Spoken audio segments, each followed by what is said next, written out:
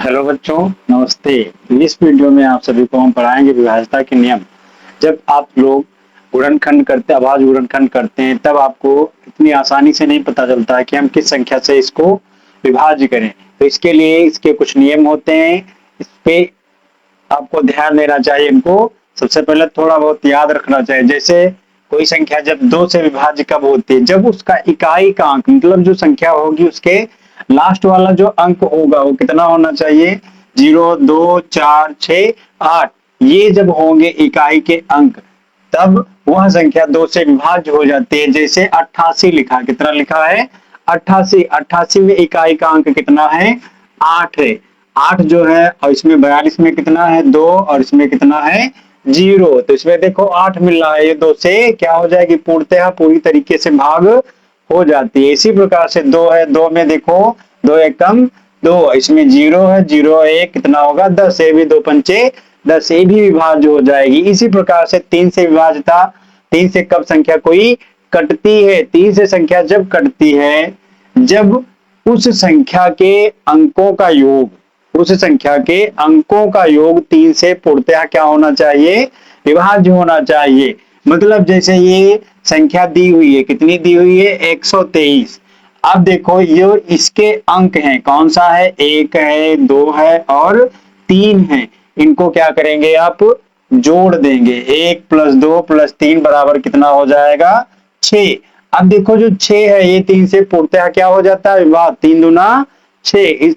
अगर ये संख्या इसका योग विभाज्य हो रहा है 3 से, तो देखो 4 से विभाज्यता, 4 से संख्या कब विभाज्य होती है, जब उसके इकाई के दो लास्ट वाले इकाई और दहाई का अंक 4 से पूरी तरीके से भाग हो जाए, शेष न बचे, तो वह संख्या भी 4 से विभाज्य हो जाती है। इसी प्रकार से जो 5 है, 5 से कब संख्या वह विभाज्य होती है, 5 से संख्या कब विभाज्य होती है, जब उसके इकाई का अंक कितना, किसका इकाई का अंक मतलब लास्ट वाला सबसे अंतिम वाला जो अंक होगा वो कितना होना चाहिए, 0 या 5। दो में से कोई भी एक होगा तो वो संख्या क्या होगी, 5 से कट जाएगी। जैसे 45 है तो 5 9 45। उसी प्रकार से 100 लिखा हुआ है तो 5 दूना 10 और 0 1 50।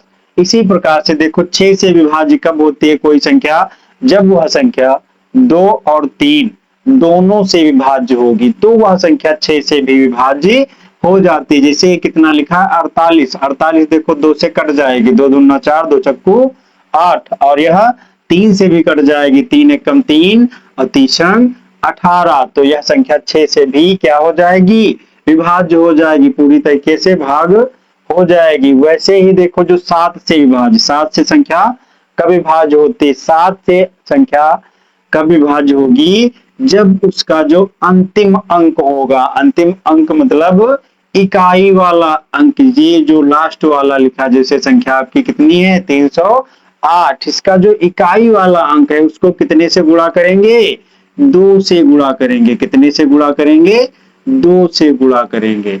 और इस गुणा को बाकी संख्या से क्या करेंगे, हटाएंगे, मतलब घटा देंगे। तो 8 दूना 16 होगा, कितना होगा, 16 होगा। अब 16 को क्या करना है आपको, बाकी संख्या 30 है तो 30 से 16 को क्या करोगे, घटा दोगे। तो 30 - 16 बराबर कितना बचेगा,